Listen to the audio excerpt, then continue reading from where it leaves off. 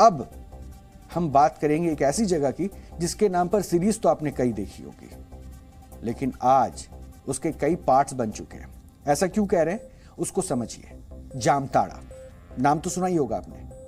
Cyber ठगी की बात चलती है तो जामताड़ा का नाम जरूर आता है, क्योंकि जामताड़ा झारखंड का एक ऐसा साइबर क्राइम का गढ़ बन चुका था जिसके बारे में आपने कई वेब सीरीज देखी, कई बातों की जानकारी आपने पेपरों से भी इकट्ठी की, साथ ही साथ न्यूज चैनल ने भी उसके बारे में बहुत कुछ आपको बताया।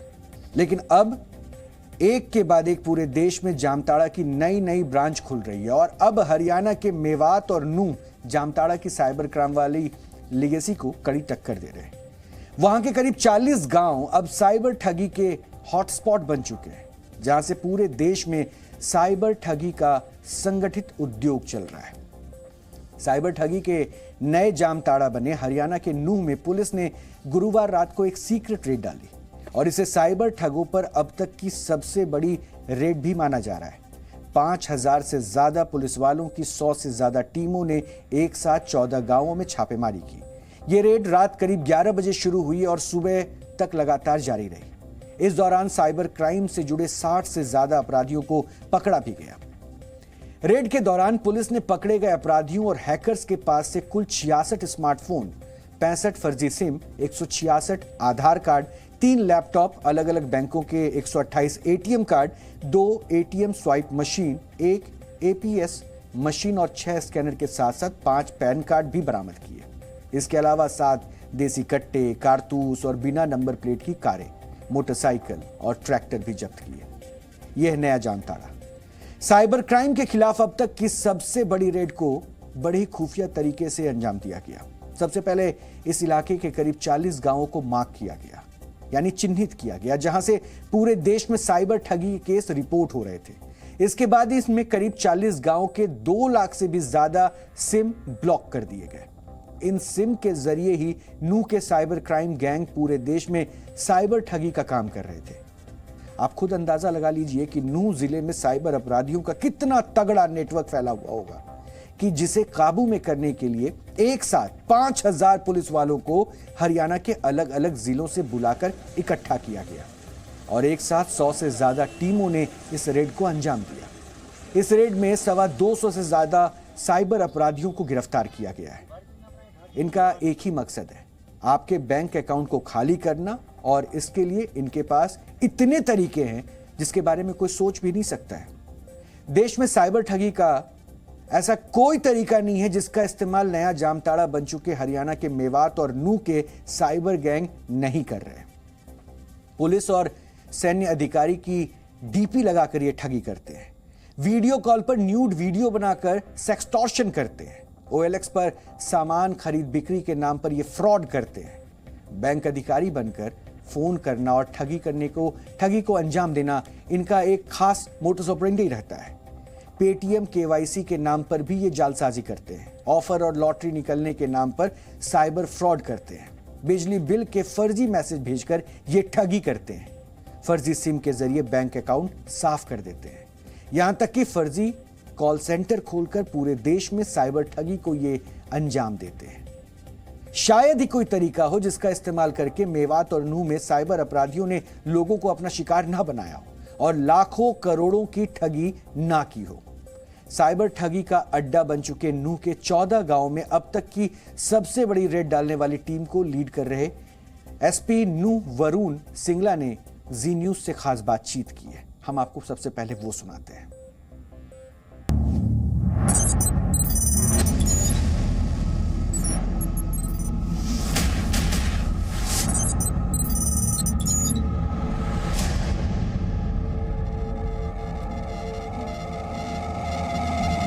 सर, जिस तरह से रेड की गई, क्या कुछ ऑफिस तैयार किए गए थे इन्होंने साइबर क्राइम को, अपराध को अंजाम देने के लिए? किस तरह से, कहाँ बैठकर करते थे ये अपने इलाके में?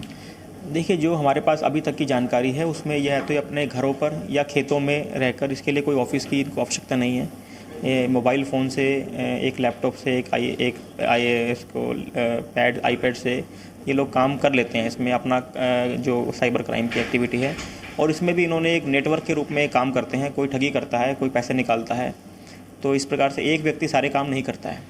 तो साइबर क्राइम में मल्टीपल लोग एक क्राइम को अंजाम देते हैं, तो उस श्रेणी में इनको बहुत बड़े ऑफिस की ज़रूरत नहीं है। सुना आपने कैसे मेवात और नूह के इलाके साइबर ठगी के अड्डे बन चुके हैं, जहां रहने वाले युवा सिर्फ मोबाइल फोन के दम पर पूरे देश में लोगों को ठग रहे हैं। रेड में पकड़े गए साइबर अपराधियों से पूछताछ में एक और बड़ा खुलासा भी हुआ जो आपको हैरान कर देगा। सूत्रों से जो जानकारी मिली है उसके मुताबिक ये पता चला कि साइबर क्राइम के लिए मेवात और नूह के कई गांवों में बाकायदा ट्रेनिंग सेंटर खुल गए हैं और साइबर ठगी के तरीके सिखाने के लिए बाकायदा क्रैश कोर्स भी कराया जा रहा है, जिसके लिए फीस भी ली जाती है। यानी ठगी सीखने के लिए फीस वसूला जाता है। इतना ही नहीं, ठगी के इन कोचिंग सेंटर्स में कुछ गेस्ट टीचर्स भी आ रहते हैं जिन्हें साइबर ठगी में महारत हासिल है। ठगी की ट्रेनिंग के लिए साइबर जालसाजों ने बाकायदा एक सिलेबस भी बना रखा है जिसमें ठगी के कोड वर्ड और नियम भी होते हैं। सिलेबस में बैंक खाते से पैसे ट्रांसफर करते समय सावधानियां, शिकार से फोन पर बातचीत करके उसे फंसाने जैसे कामों की प्रैक्टिकल ट्रेनिंग भी दी जाती है। अभी तक चोरी, लूटमार जैसे अपराधों के लिए बदनाम रहा मेवात नूह का इलाका अब साइबर ठगी की दुनिया में नाम कर रहा है। दरअसल ये लोग यहां बैठकर देश के अलग अलग हिस्सों के लोगों के साथ ठगी करते हैं, जिससे इन ठगों की पहचान करना मुश्किल होता है। जिस शख्स को ये अपना निशाना बनाते हैं वो उस इलाके या उस राज्य में अपनी रिपोर्ट दर्ज करवाता है जहां उसके साथ ठगी हुई है। जांच शुरू होती है तो जब तार यहां से जुड़ते हैं तो उस राज्य की पुलिस यहां आती है। यही वजह है कि इन लोगों पर एक साथ कार्रवाई नहीं हो पाती है। अब अगर आप ये सोच रहे हैं कि झारखंड का जामताड़ा और हरियाणा का मेवात नूह ही साइबर क्राइम के गढ़ हैं, तो आप बिल्कुल गलत सोच रहे हैं, क्योंकि हाल ही में सरकार ने बताया है कि देश के 9 राज्यों में कम से कम 32 नए जामताड़ा पैदा हो चुके हैं, जहां से पूरे देश में साइबर ठगी को अंजाम दिया जा रहा है और लोगों के खून पसीने की कमाई को लूटा जा रहा है। सरकार के मुताबिक भारत में दिल्ली से लेकर आंध्र प्रदेश तक और गुजरात से लेकर असम तक करीब 9 राज्यों में 32 गांव और शहर साइबर क्राइम का पक्का गढ़ बन चुके हैं। और सरकारी रिपोर्ट है कि हरियाणा, झारखंड, बिहार, दिल्ली, असम, पश्चिम बंगाल, उत्तर प्रदेश, गुजरात और आंध्र प्रदेश में साइबर क्राइम के कई हॉटस्पॉट हैं, जिनमें झारखंड का जामताड़ा तो पहले से ही कुख्यात है। इसके अलावा हरियाणा का भिवानी, मेवात, नूह और पलवल भी शामिल है। दिल्ली के भी अशोकनगर, उत्तम नगर, आजादपुर और ओखला जैसे इलाके साइबर ठगी के हॉटस्पॉट माने गए। बिहार के बेगूसराय, नालंदा, नवादा, गया, पश्चिम बंगाल के दुर्गापुर, आसनसोल, गुजरात के अहमदाबाद और सूरत के साथ साथ उत्तर प्रदेश का आजमगढ़ और आंध्र प्रदेश का चित्तूर, ये सब साइबर ठगी के अड्डे बन चुके हैं। यानी जैसे जैसे भारत डिजिटल हो रहा है वैसे वैसे साइबर ठगी और अपराध भी बढ़ रहे हैं। राष्ट्रीय अपराध रिकॉर्ड ब्यूरो ये बताता है, उसके मुताबिक देश में वर्ष 2021 में साइबर अपराध के 52,974 मामले दर्ज किए गए थे, जो वर्ष 2020 से करीब 5% ज्यादा थे। 2020 में साइबर ठगी के 50,035 मामले दर्ज हुए थे। यह संख्या वर्ष 2019 में 44,735 थी। रिपोर्ट के मुताबिक साइबर अपराध के 60.8% मामलों में धोखाधड़ी, 8.6% मामलों में यौन शोषण और 5.4% मामलों में जबरन उगाही को अंजाम दिया गया है। देश में साइबर अपराध के 70% से ज्यादा मामले सिर्फ 5 राज्यों तेलंगाना, उत्तर प्रदेश, कर्नाटक, महाराष्ट्र और असम में सामने आए।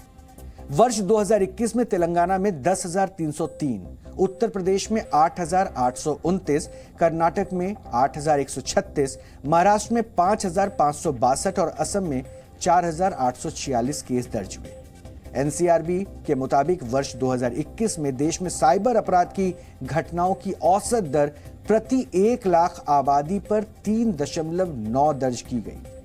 सरल भाषा में इसे समझिए कि हर 1 लाख लोगों में से 4 साइबर ठगी के शिकार हो रहे हैं।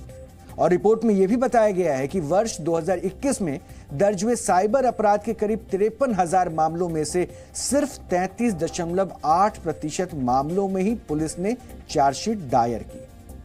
यानी देश भर में दर्ज कुल मामलों में से केवल 1/3 मामलों में पुलिस जांच पूरी हुई।